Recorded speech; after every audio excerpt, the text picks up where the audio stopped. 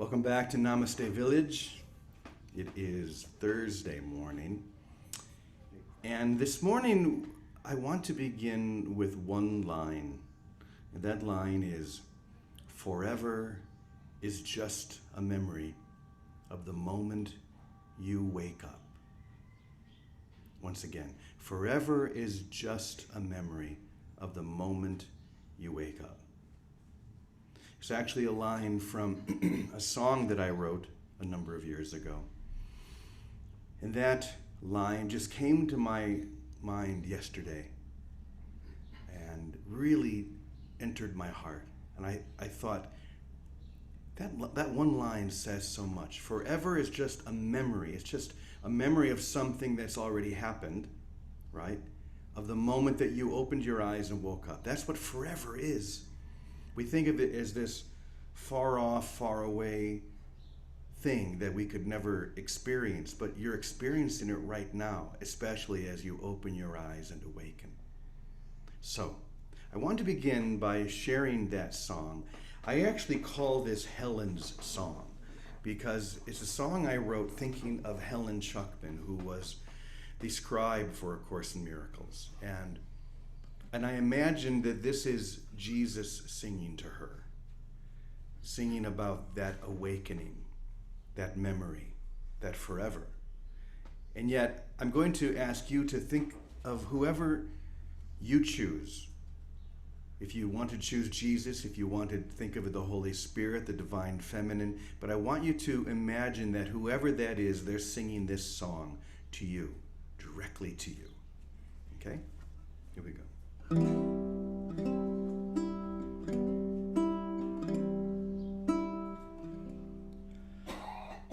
I'll teach you to remember who you are and have always been. There is a light so bright within you, and this light has no end. For I am there and I will hold you till your eyes have opened wide.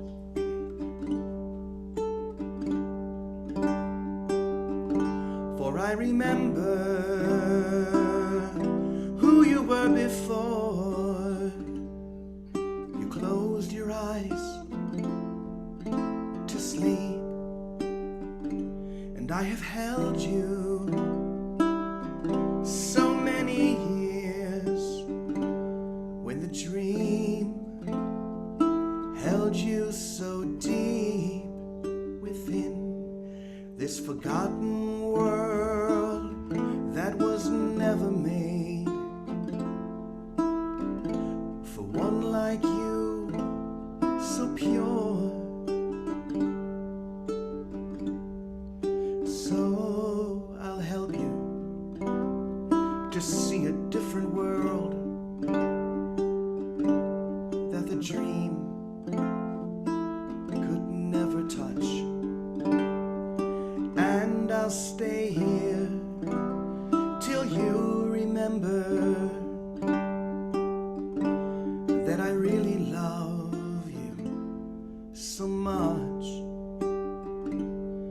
And forever is just a memory of the moment you wake up.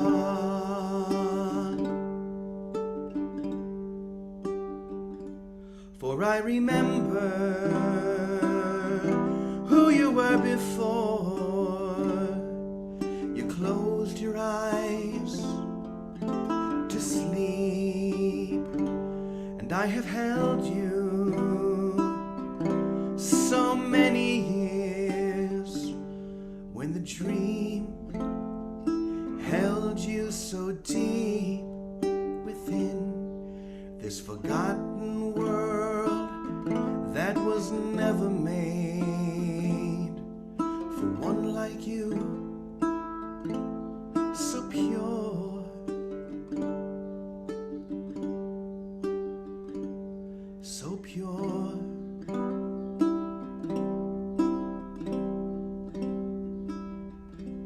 pure.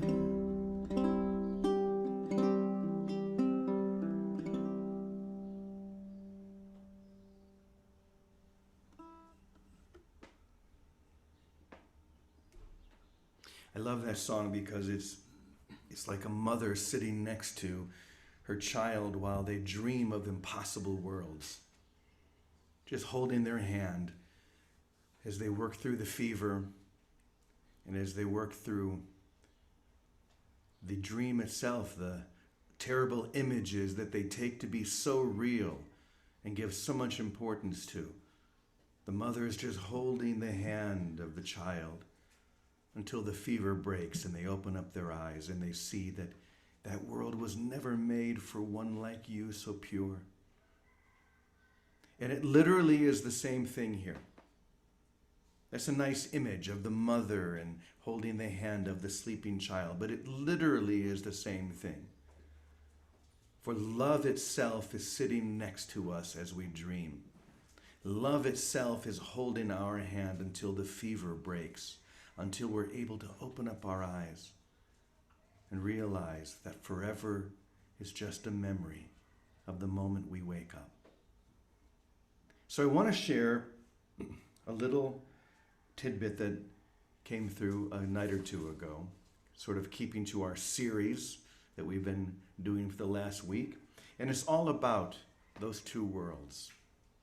So just open up your heart, and as always, just be willing to consider the possibility that this is true. That's all you need. Even if you're in active resistance to it, even if you say, no way, just be willing to consider the possibility. Because if you do, a light may break through. It's almost like being in a very dark room and you feel the furniture around you, but you can't see. You don't know what they are. So in your mind, the chair becomes some kind of a monster, or the couch becomes a dragon, because you can't see them. But your willingness is all it takes to crack that door open the tiniest bit. And when you do, the light enters just a little bit, but it's enough for you to see that's not a dragon, that's a couch. That's not a monster, that's a chair. It was all in your mind, all of the things that you made up to hide from the truth that was really there. So just be willing, even if this is really difficult. We talk a lot about being uncompromising with the truth. Well, this is a part of that. So listen to these words. Stop trying to bring heaven to earth and just be in heaven. For some reason, you still believe it's possible to live in two worlds. You do this because you keep demanding that the world you see around you is real. Why do you think this? Well, because I can touch things and feel them, you say. It's real because I experience continuity. I wake up in the same bed I went to sleep in. That's what makes us think it's real. So that's what proves the world you see around you is real. The problem that you don't want to face is that you said the same thing last night in your nighttime dream. I entered into your dream and told you that the world you saw around you was not real. You said, of course it's real. I can reach out and touch things and feel them with my hands, and I experience continuity. If I lay down and take a nap, I wake up in the exact same place. But then, what happened? You woke up from your nighttime dream, and you didn't give it a second thought. You realized that the experiences you had and the people you met were all in your mind. There was no drama or fear associated with that realization. You didn't cry because you lost something that was important to you. You simply woke up and went about your day. All I'm telling you is that waking up from the dream you're experiencing right now is no different than waking up from the dream you experienced last night. When you open up your real eyes and see heaven all around you, you won't give this dream a second thought. Once again, when you open up your real eyes and see heaven all around you, you won't give this world even a second thought. So what do you think of that? We've been hovering around this teaching of late, this very challenging teaching that challenges everything that we've ever thought was true. The world that we were looking at wasn't what we thought it was. Hold on, someone got unmuted. Let me just mute everybody here. Huh? I can't find it. Just go ahead and make sure you're unmuted. What was that? I think it's in participants. Yeah, it was yeah. Anyway, to consider the possibility that you were wrong about that. Not wrong in a way that made you bad or some terrible sin. It was just a mistaken belief in a dream that you thought was real. Now, I can't tell you what happens when you open up those spiritual eyes and see heaven all around you. Do you still find yourself here? Well, for a moment, yes. It's called the borderland. You find yourself in the happy dream just for a moment where you bring all of those images back into your mind and let them be healed the only place they can be healed. So all of these lessons are trying to do is to, first of all, shake you free from what you thought was and allow you to relax into what could never change, the love that is always around you and real and whole. So I'm going to let Vicki take it from here because she is always the voice of practicality and can take these very high teachings and show us how we can live them now. So, Victoria, it's all yours. Good morning, Brother James. Good morning to this beautiful family. Good morning, everyone. Oh, thank you for this. So, today, you probably know, is a big high holiday in the Jewish calendar. It's Yom Kippur. Let this be the last day of feverish dreams. Together we can do this so easily than when we try to do it by ourselves. So whatever our dreams have been, night or day, let today be the last day that we put our energy into believing them and trying to fix them and get stuff. And truly, I live this every day. I truly believe awakening happens each moment, that we turn away from appearances, no matter what they look like. Instead of trying to solve them or deal with them or anything, just let them come and observe them and let them pass and just let that big word, L-E-T, let grace, God, the Holy Spirit, whatever language works, let the power of light take over. Let, like the mother's arms that hold the waking child, grace are the arms of love. But when we resist it, love doesn't fight us. So when we stop resisting and we let grace, let God take over right now by putting our attention on the light. It really is that simple, because the light takes over immediately, gratefully, like a mother taking her child that wakes up and says, oh, thank you, thank you. Let grace, let light, let love take over simply by putting our attention on it. It's not more difficult than that. But for twisted minds, that's difficult, because the pull of the fever to deal with it and do stuff with it and engage it is what we have been habituated to. That's the only addiction to break. And together we do that. Together we do it so much more easily than when we try to do it alone in our bedrooms or wherever we find ourselves. So let this day be a day of letting grace take over just by putting our attention on it. And with wonder and discovery, discover how well grace works, how quickly we are lifted, literally in the Course it calls being above the battleground. We are lifted above the battleground because the force of God's love is that everlasting fountain erupting in us. And when we let it, it just dispels all the dreams and the figures in the darkness.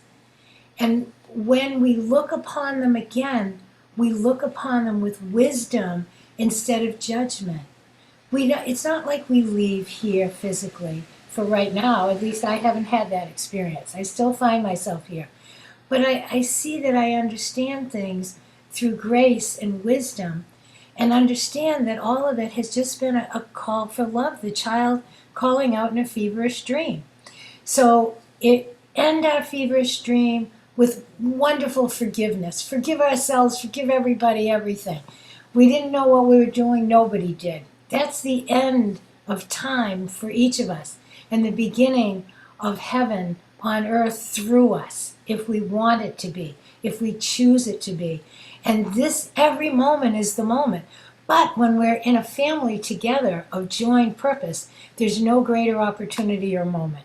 So with Gret, oh my gosh, I'm so grateful to everyone, and to you, Jimmy, and everyone, for all of us coming together for that simple purpose of letting our feverish dreams go. And this moment together, turning our attention to the light, to the song, to heaven's song that's singing already in us, that's flooding us if we let it. So I just want to let it. Let. Let it take over. Just let us give our attention to it. Wow, thank you, Vicky. As you Thanks. were speaking, I was imagining that we are all like these brilliant hot air balloons filled with helium and wanting to lift into the sky, but being tied down by ropes to the earth so that it cannot fly, it cannot rise, it cannot do what it was meant to do until we look at, as we are doing here, look at those blocks, those ropes that tie us and make us firm upon this earth, until they get untied. And that's all we're doing, is we're untying these knots and these ropes. Suddenly now, the hot air balloon lifts off the earth. It's still here, but it's, as you said, above the battleground. Now it can do what it was meant to do. It can fly, it can soar, it can see so much further than it ever could when it was tied to the earth. That's what we're meant to do. We're meant to fly. But to do that, we have to address all of those ideas and concepts that are the ropes that keep us tied to the earth. So, thanks for inspiring that. Teddy, what do you think? Well, I was, as you were talking, and I forgot all about this. There's a group from the 60s called Quicksilver Messenger Service, and they wrote a song that was unlike any, it was just like finger picking and a very gentle song. And the name of the song was All in My Mind. And the words of the song, the beginning goes, "Here it is a sunny afternoon, and I'm feeling stranger than I did the day before. Dying's no sin, I'll be born again, or is it all in my mind?" And that's the refrain. They go through different scenes, and it's always, or is it all in my mind? Now, the interesting thing is, I used to play that song all the time because it was exactly my experience when you wake up. When I moved to California, I had some friends over, and this one girl named Michelle, she brought her boyfriend, and her boyfriend was the guy who helped write the song and play the music, Gary Duncan. So it's just interesting because that's the entirety of the song, or is it all in my mind? And that's the way it is. Wow, thank you. I'm going to look up that song while we're chatting here. But Calico, as you have lately, you've been inspired, and we would love to hear what you have to share from the upstairs. I love that song, James. And the line that just really it gave me pause was, "Don't give it a second thought." And for any that are thinking, they have, they've done all their forgiveness or whatever. And this is my lesson. If I give something a second thought, so if I'm waking up from a dream, it's easy to just go on with my day. It was a dream. But the reality is, if I'm giving anything a second thought, usually it's some kind of criticism. And that is my work. So, that's where, grab that thought. That thought can be so helpful in digging up a belief that's getting triggered. I call it a hook. And that's where you've been hooked. If you give anything more than, oh, well, it was a dream, I'm done. I can go on with my day. And that thought keeps coming back, reoccurring. I call it looping. That's your forgiveness opportunity.